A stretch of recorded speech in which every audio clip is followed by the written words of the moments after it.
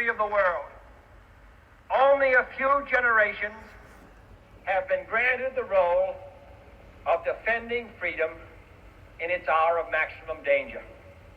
I do not shrink from this responsibility. I welcome it.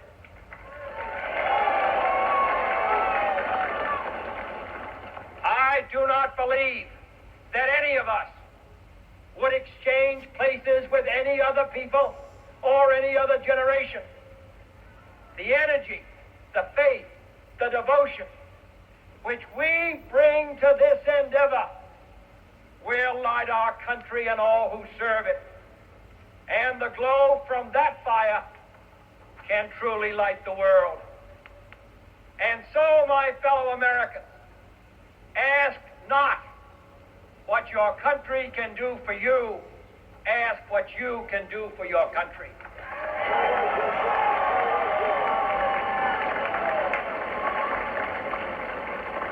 My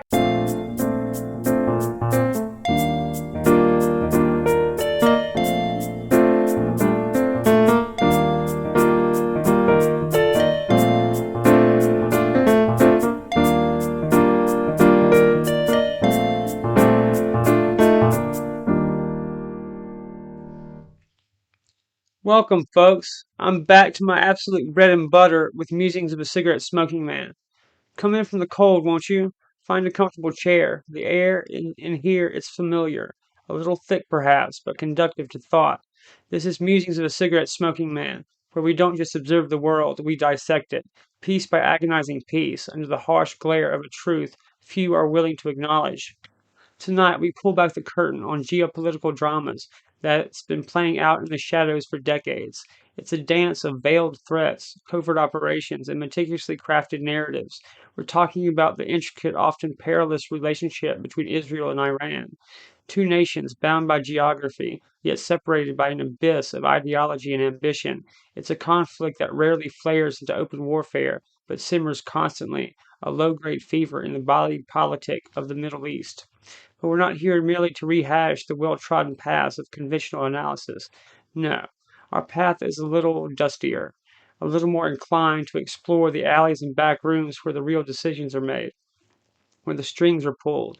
This is a space for the contrarian, for the thinker who asks why, when others accept what. We operate on the fringes of acceptable discourse, where questioning the official story isn't just encouraged, it's essential.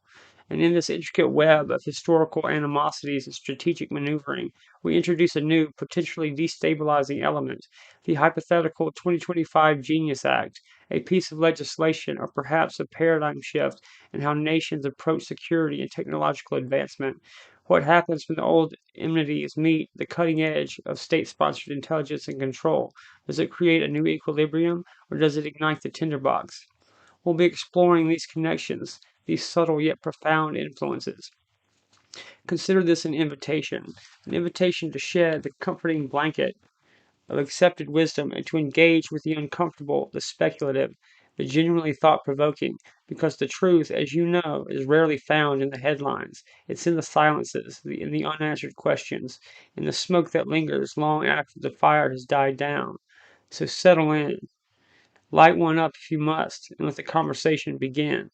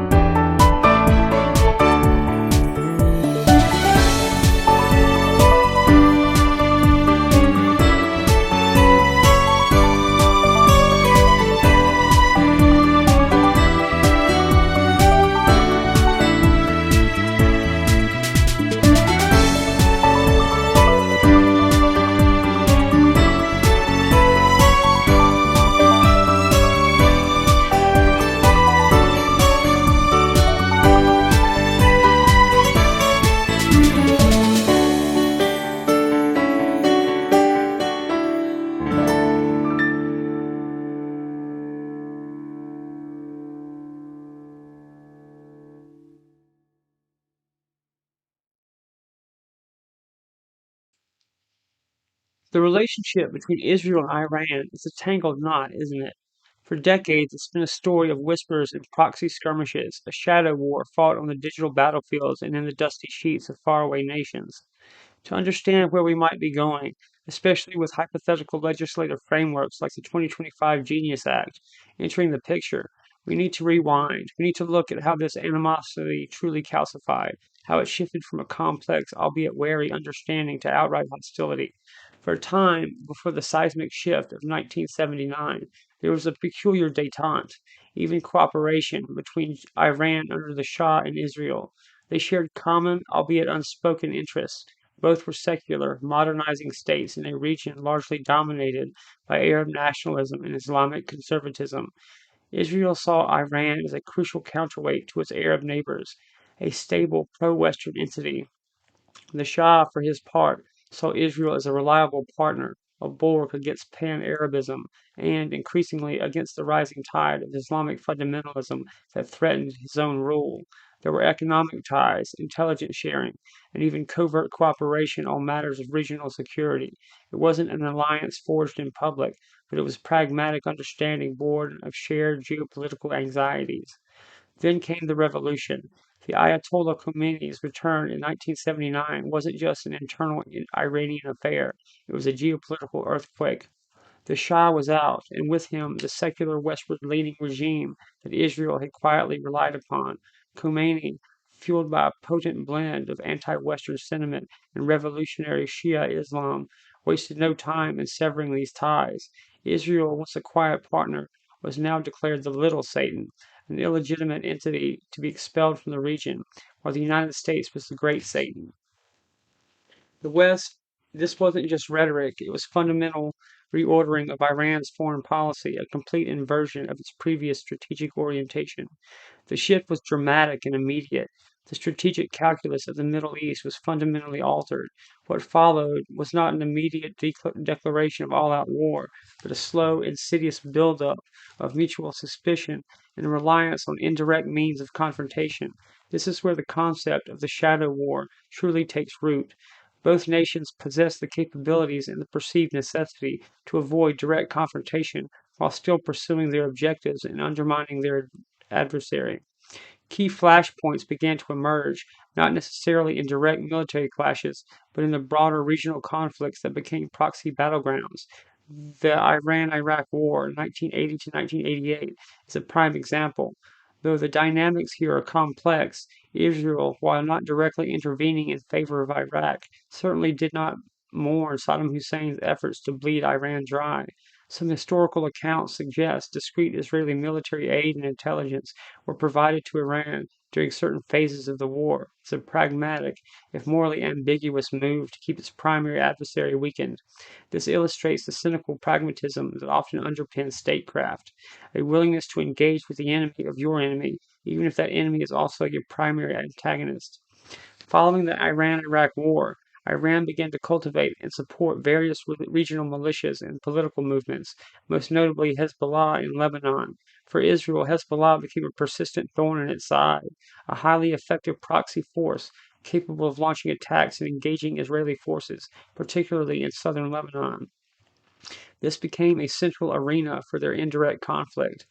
Israel's incursions into Lebanon, the ongoing tensions along the Israeli Lebanese border, and the cyclical escalations with Hezbollah are all deeply intertwined with this long standing Iran Israel animosity.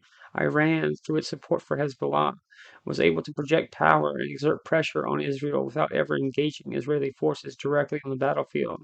Intelligence operations became a crucial and often clandestine dimension of its rivalry. Both nations developed sophisticated intelligence agencies, Mossad for Israel and the Islamic Revolutionary Guard Corps, IRGC, intelligence apparatus for Iran, dedicated to undermining the other. This included espionage, the recruitment of agents, and more controversially, targeted assassinations and sabotage operations. Numerous Iranian scientists involved in nuclear and missile programs have been assassinated, with many Western intelligence assessments pointing the finger at Israel.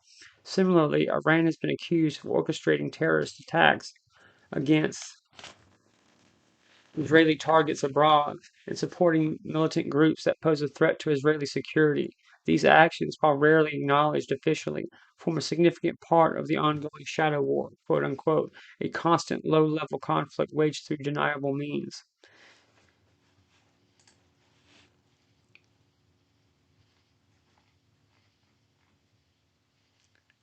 The differing ideologies and strategic objectives are stark.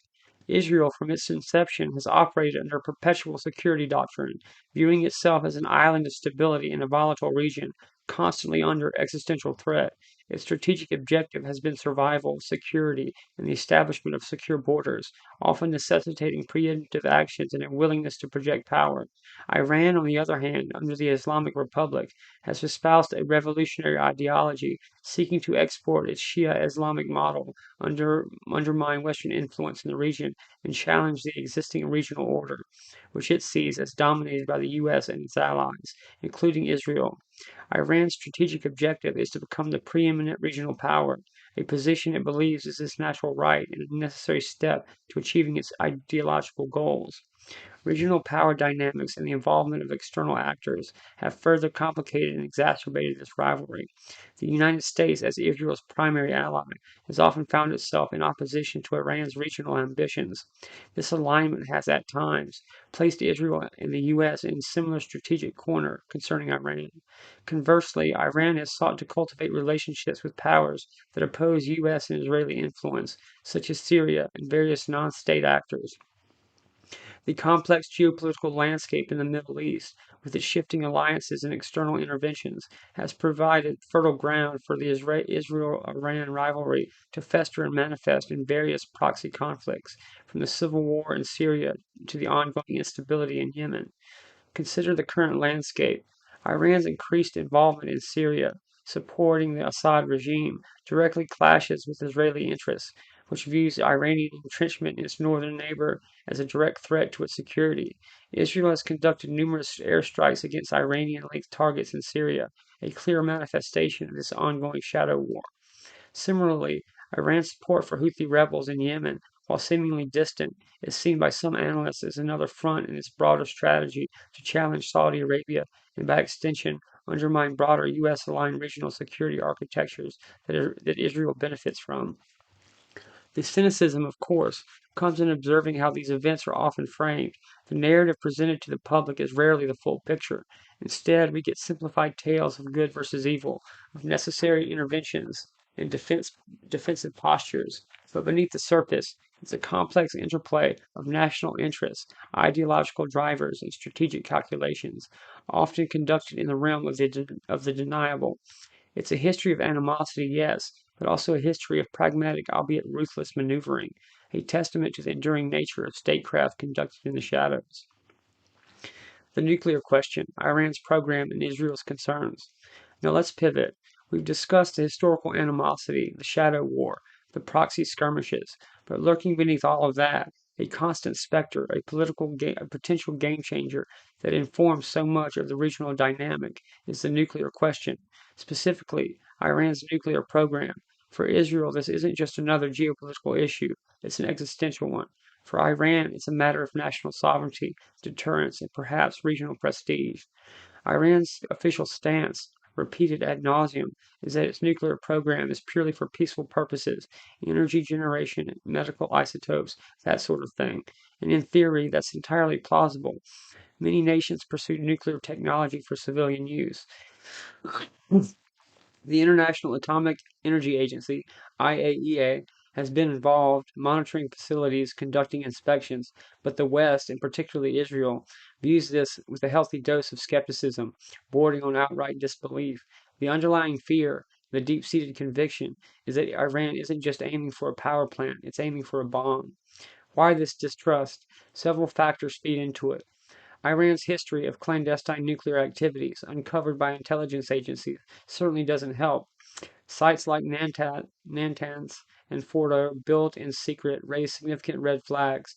Then there is rhetoric emanating from Tehran, particularly from certain hardline factions and the supreme leader, who have at times spoken about the theological or strategic permissibility of nuclear weapons, even while officially denying any pursuit. This ambiguity, this dual messaging, fuels the suspicion that the peaceful pronouncements are a smokescreen for a weapons program. The international community, led by the U.S. and European powers, attempted to contain this perceived threat through diplomacy, most notably the Joint Comprehensive Plan of Action, JCPOA, signed in 2015. The deal was an attempt to strike a bargain. Iran would significantly curb its uranium enrichment activities, dismantle key parts of its nuclear infrastructure, and allow enhanced inspections in exchange for sanctions relief. It was a complex, controversial agreement hailed by supporters as a vital step to prevent Iran from obtaining nuclear weapons and decried by critics as too lenient, not robust enough, and ultimately temporary. And like many such grand diplomatic gestures, it unraveled. The U.S., under the Trump administration, unilaterally withdrew from the JCPOA in 2018, arguing that it was a quote unquote terrible deal that didn't go far enough. This withdrawal, coupled with the reimposition of crippling economic sanctions, ushered in an era of maximum pressure. Iran, feeling betrayed and economically squeezed, responded by gradually exceeding the limits set by JPOA, enriching uranium to higher levels and expanding its nuclear activities. The deal, in essence, died a slow, agonizing death, leaving the situation more volatile than before. Now, what are the strategic implications for Israel if Iran were to acquire a nuclear capability? The answer, in short, is cataclysmic. Israel views itself as a small nation in a hostile region, surrounded by states and non state actors that have, at various times, called for its destruction. Its security doctrine is built on deterrence, on maintaining and on ensuring that no regional power can pose an existential threat. The idea of a nuclear armed Iran, a state that publicly calls for Israel's annihilation, fundamentally upends this calculus. It would shatter the regional balance of power, potentially triggering a nuclear arms race with other nations in the Middle East feeling compelled to acquire their own nuclear deterrence. Israel's historical stance on nuclear proliferation in the region is clear. It has consistently sought to prevent any Arab state or Iran from developing nuclear weapons. This policy has been buttressed by its unwidely acknowledged but undeclared nuclear arsenal. Israel has never officially confirmed nor denied possessing nuclear weapons, adhering to a policy of nuclear ambiguity. This strategy is intended to deter potential adversaries without provoking a regional arms race, a delicate balancing act. However, this policy means that Israel's own nuclear status is a constant unspoken factor in regional security discussions and a source of hypocrisy in the eyes of some international observers when discussing Iran's program. Intel assessments on Iran's nuclear program are, as you might expect, a murky business. Various agencies, including those of the U.S., in Israel have produced reports, some publicly available, others classified. These reports often provide differing timelines and confidence levels regarding Iran's intent and capability. There have been moments where intelligence suggested Iran was close to weaponization, and other times where assessments indicated it was not actively pursuing a weapon. Dissenting opinions within communities are not uncommon as analysts grapple with incomplete data, deception by the target nation, and the inherent political pressures of interpreting sensitive information. The potential for miscalculation is enormous. A premature strike based on flawed intelligence could ignite a devastating regional war. Conversely, inaction based on overly optimistic assessments could lead to a far worse outcome down the line. The narrative surrounding Iran's nuclear program is deeply entwined with the broader geopolitical struggles. For Israel, it's about survival. For Iran, it's about deterrence, regional influence, and potentially a retribution for past grievances. The failure of the JCPOA and the subsequent escalation have brought the region to a precarious point. The 2025 Genius Act or any similarly legislative framework aimed at managing advanced technologies or national security would have to contend with this deeply entrenched nuclear standoff. Such an act such Could such an act offer a new path, or would it simply become another tool in the existing arsenal of pressure and counterpressure? The question remains open, hanging in the air, much like the lingering smoke from a long extinguished cigarette. We've laid the groundwork. We've traced the historical animosities between Israel and Iran, those intricate tendrils of proxy wars, intel games, and the ever present specter of nuclear ambition. It's a landscape painted in shades of gray, where national interests clash with ideological divides run deep. But what if this familiar, albeit volatile dynamic were to be thrust into a new dimension? What if a radical piece of legislation, a hypothetical blueprint for the future, were to emerge from the halls of power, promising to reshape not just national security, but the very fabric of state control and individual liberty. Enter, if you will, the 2025 Genius Act. Now, this is not a piece of legislation you'll find debated on cable news, nor one that's currently etched into any statutory law. Consider it a thought experiment, a speculative seed planted in the fertile ground of our collective anxieties about the future. What could such an act represent? The name itself is suggestive, isn't it? Genius. It simply implies intelligence, foresight, perhaps a touch of hubris. But whose genius and to what end? From a libertarian countercultural perspective, such a piece of legislation immediately triggers a cascade of questions, primarily centered around its potential to expand state power and diminish individual autonomy. Let's brainstorm. Could the 2025 Genius Act be a legislative push towards advanced artificial intelligence integration into national security um, apparatuses? Imagine AI driven surveillance systems that go far beyond current capabilities, capable of predicting dissent, identifying potential threats based on algorithmic analysis of behavior, communication, and even biometric data. This could manifest as a vast interconnected network of sensors and data processors managed by increasingly sophisticated AI, ostensibly for the purpose of preempting conflict or crime, but in reality, creating an unprecedented infrastructure for mass surveillance and social engineering. Or perhaps it's a more direct approach to societal control. The genius in the act could refer to the genetic predisposition for cognitive manipulation. Picture legislation that mandates or incentivizes genetic screening for undesirable traits, or promotes sophisticated neurolinguistic programming techniques embedded within public media or communication networks. The goal? To foster a more compliant, less questioning populace, a society where inherent genius, as defined by the state, is cultivated, a deviation is discouraged or even pathologized. The implications for individual freedom, for the very concept of free will, are chilling. Another avenue to consider is economic restructuring. Could the 2025 Genius Act be a legislative framework designed to consolidate economic power, perhaps through leveraging advanced technologies like blockchain, or perhaps through or quantum computing, ostensibly to create more efficient markets, but in practice to concentrate wealth and control in the hands of a select few or the state itself? We're talking about mechanisms that could enable unprecedented control over financial transactions, supply chains, and even individual access to resources, all under the guise of progress and efficiency. And then there's the truly esoteric. What if the Genius Act isn't about overt control, but something far more subtle and pervasive? Perhaps it relates to the management of information, the curation of reality itself. Imagine legislation that grants unprecedented authority to state sponsored entities to shape public discourse, to define what constitutes truth, and to algorithmically filter the information available to citizens. This can be framed as combating misinformation, but the libertarian interpretation immediately flags it as a tool for propaganda and intellectual suppression. The core question for us is why such an act would be conceived. What societal or geopolitical pressures would necessitate such drastic legislative measures? What perceived threats, real or manufactured, would justify the expansion of state power to these potentially extreme levels?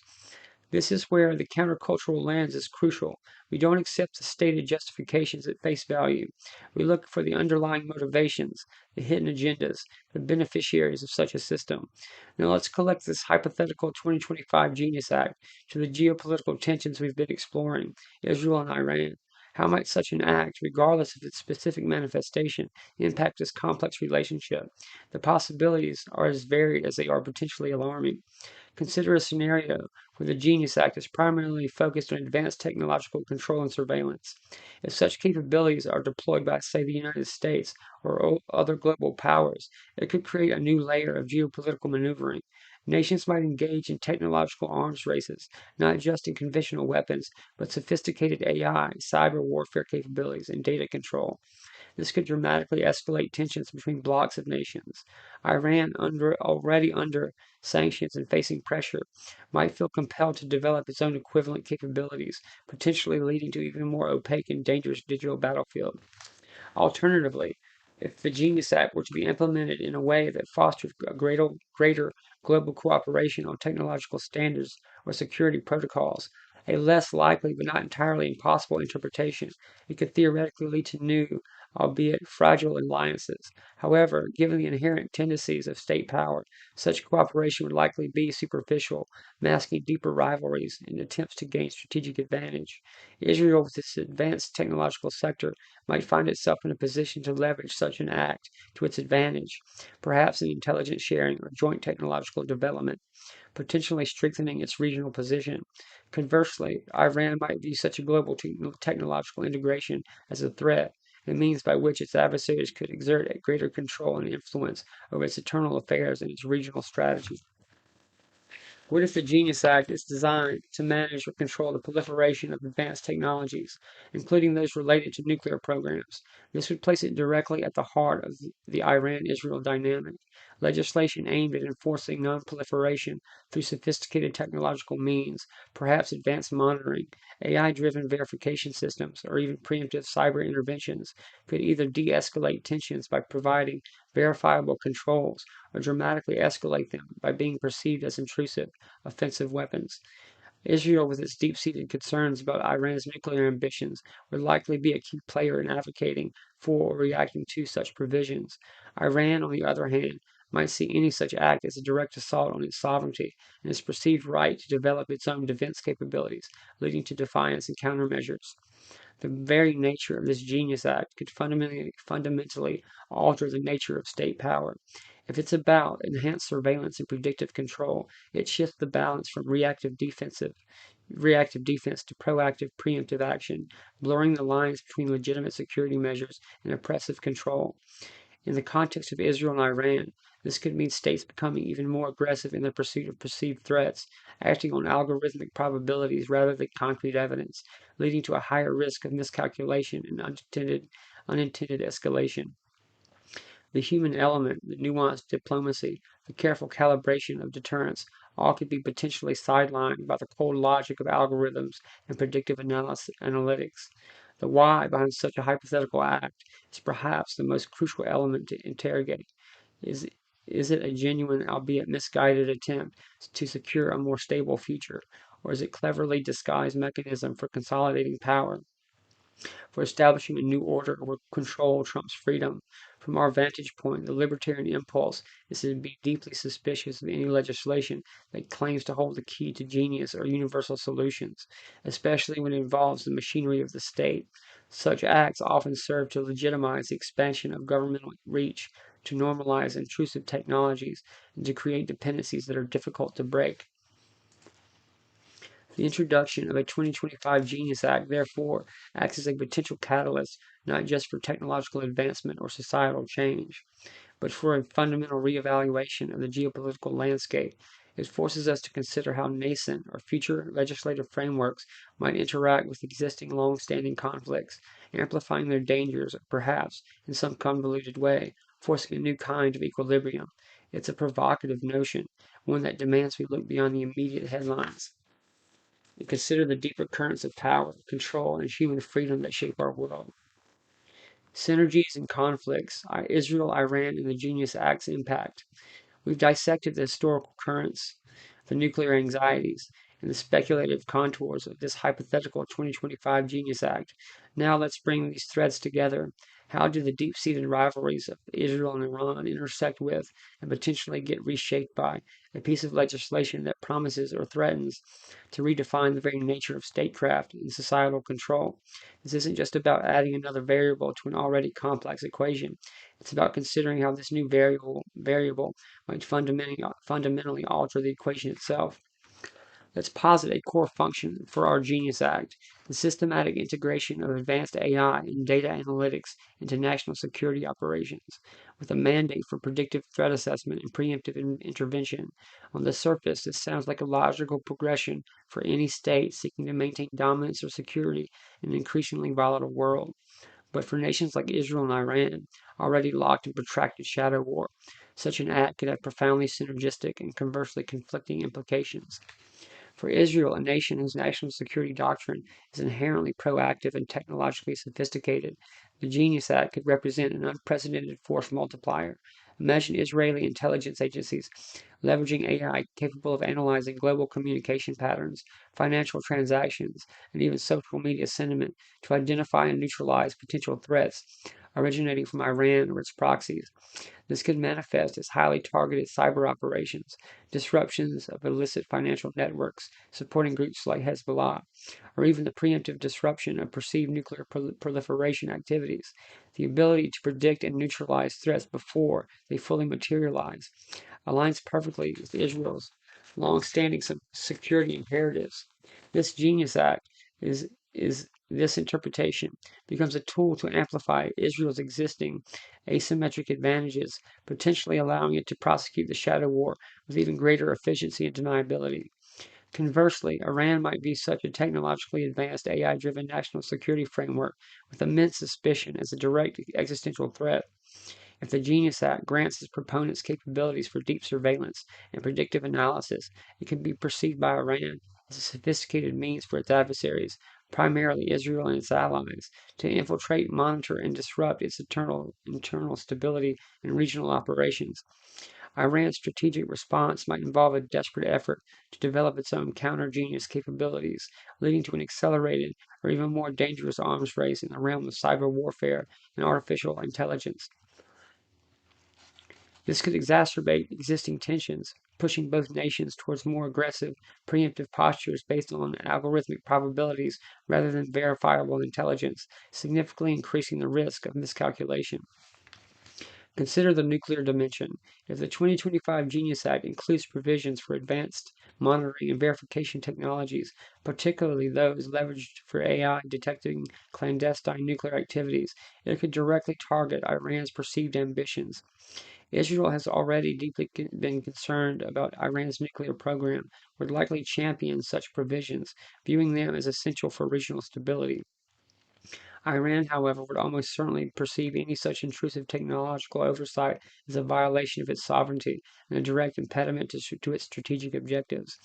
This could lead to Iran attempting to circumvent or actively sabotage these monitoring mechanisms, potentially escalating the conflict. For instance, Iran might accelerate its efforts to disperse nuclear related facilities, embed them in hardened or underground locations, or develop countermeasures specifically designed to defeat AI driven surveillance, thereby creating new flashpoints and challenging the very efficacy of the Genius Act itself. Proxy conflicts, already a hallmark of the Israel Iran rivalry, could also be significantly impacted if the Genius Act enhances a nation's ability to track and disrupt the flow of resources, personnel, and weaponry to proxy groups. It could alter the dynamics on battlefields from Lebanon to Syria. Israel might use these new capabilities to more effectively curtail Iranian support for Hezbollah or other militant organizations, potentially diminishing their operational capacity. Iran, in turn, might seek to leverage its own burgeoning technological capabilities, perhaps through unconventional means or by exploiting vulnerabilities within the Genius Act framework, to maintain its regional influence and support its allies. The shadow war could become even more technologically intricate, with AI-driven intelligence gathering and counterintelligence operations becoming central to success in these proxy arenas. The potential for escalation is a significant concern. When nations possess or perceive their adversaries to possess advanced predictive capabilities, the incentive is to strike first, based on a calculated risk assessment of future threats, increases dramatically. If the Genius Act provides, or is perceived to provide, a decisive technological edge, it could tempt a nation facing what it deems an existential threat, such as Israel concerning Iran's nuclear program, to consider preemptive military action. Conversely, Iran, feeling cornered by such advanced surveillance and disruption capabilities, might accelerate its own risky strategic decisions, perhaps pushing closer to a nuclear weapon threshold as a deterrent or engaging in more aggressive retaliatory actions against perceived aggressors. Furthermore, the implementation of a Genius Act could redefine the very concept of the shadow war. Instead of relying solely on human intelligence, covert operations, and traditional espionage, the conflict could shift towards battles waged in the digital ether through sophisticated AI algorithms and complex data warfare. This might take the conflict even less visible to the public eye, yet potentially more consequential. The stakes involved would be elevated not just by the destructive potential of conventional or nuclear weapons, but by the ability of states to control information, manipulate perception, and predetermine outcomes through technological means. For both Israel and Iran, mastering this new technological dimension of conflict would be paramount. From a libertarian viewpoint, the most alarming aspect of such intersection lies in the potential for the Genius Act to legitimize and expand state surveillance and control under the guise of addressing geopolitical threats. The very justification for such invasive measures, the perceived danger posed by Iran, or Iran's perception of Israeli aggression, could be used to erode individual liberties on a massive scale. If freedom is sacrificed at the altar of national security, that security is increasingly defined by opaque algorithms and state-controlled data, then the Genius Act becomes not a tool for progress, but a mechanism for unprecedented authoritarianism, a synergistic fusion of geopolitical tension and technological oppression. The challenge, then, is to recognize how such legislative frameworks, whether real or imagined, do not exist in a vacuum. They interact with existing power structures, historical grievances, and strategic imperatives. The relationship between Israel and Iran, a complex tapestry woven from decades of distrust and proxy conflict, would undoubtedly be the primary arena where the true nature and impact of the 2025 Genius Act would be tested, revealing whether it leads to a more stable, albeit heavily managed, order or to an even more perilous escalation in the shadows. The currents of geopolitics and the machinations of statecraft we discuss, they require a certain clarity of thought, a means to capture those fleeting insights, those connections others miss. For that, you need tools that are reliable as they are unpretentious.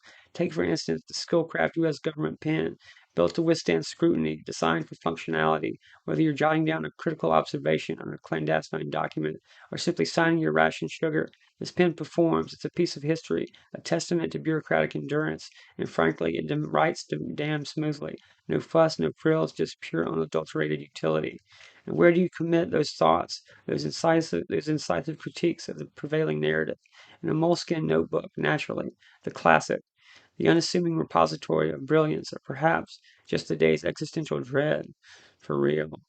Its pages are a refuge for ideas that refuse to be confined by digital ephemera.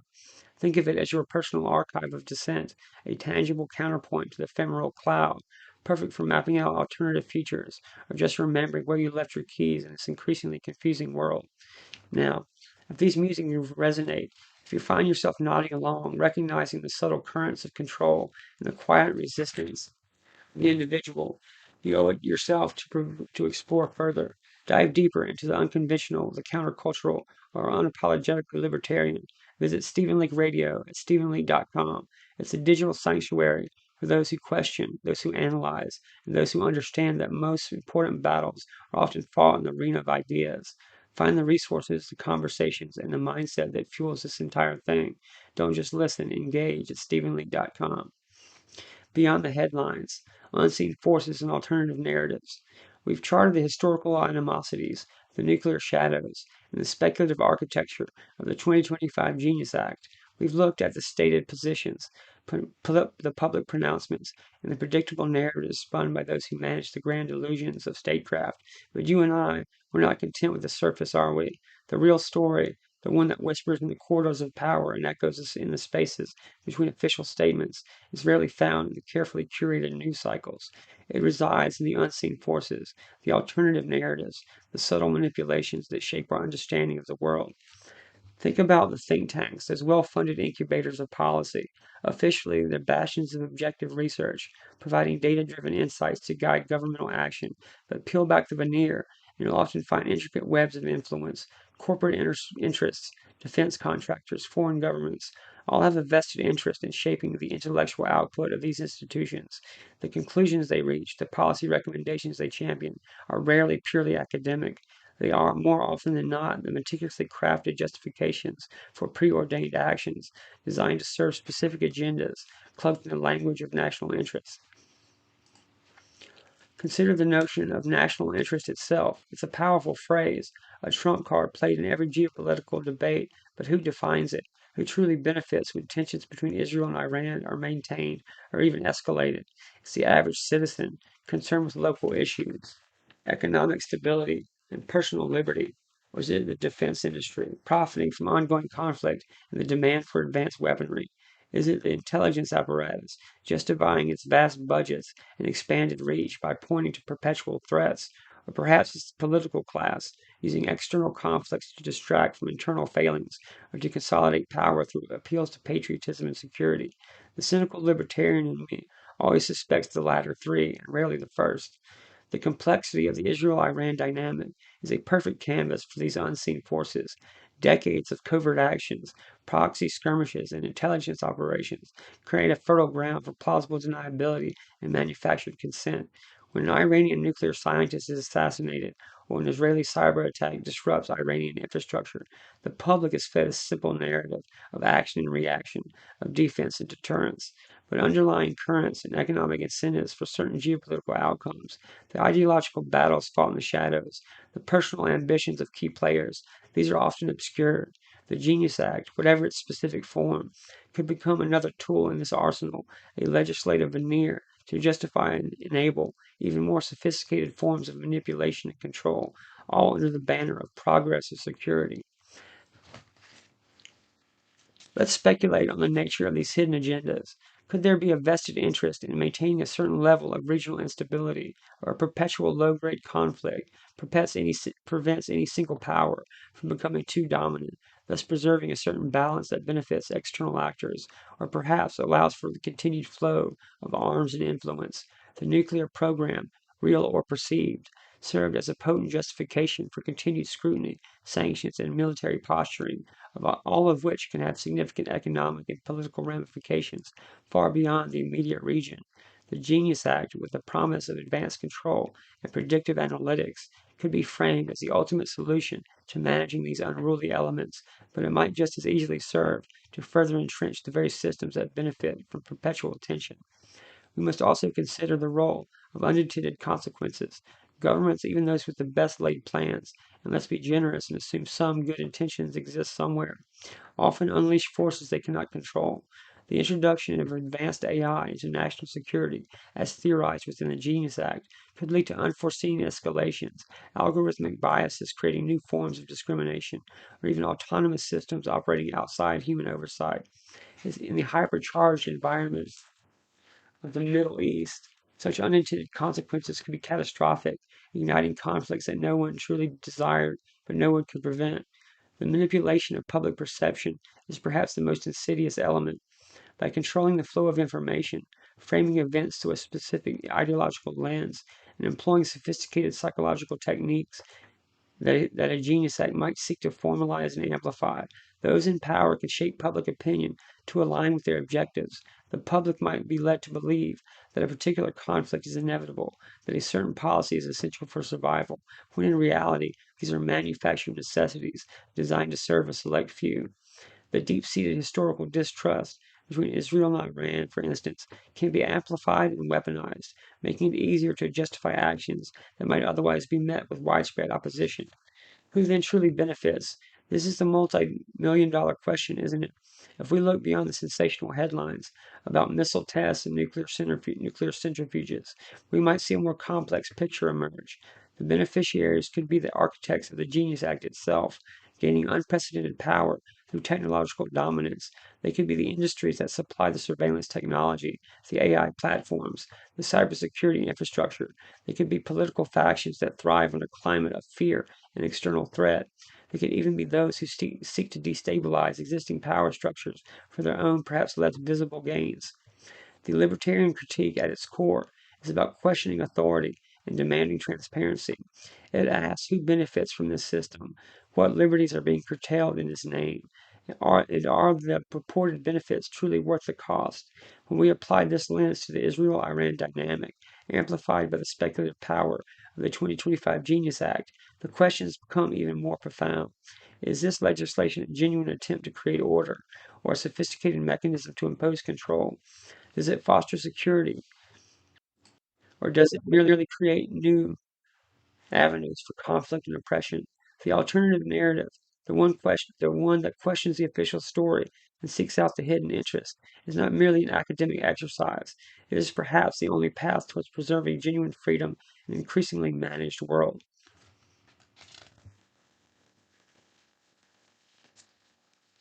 Conclusion: the smoke clears, the question remains. And so we arrive at the inevitable terminus of this particular inquiry. The fog of geopolitics, thick and often disorienting, has been for a brief time illuminated by the stark, perhaps unwelcome light of critical examination. We've navigated the labyrinthine history between Israel and Iran, a relationship forged in suspicion and sustained by a complex interplay of ideology, strategy, and persistent shadow war. We've considered the specter of nuclear ambition, a constant gravitational pull, shaping regional dynamics and the deep-seated anxieties it provokes.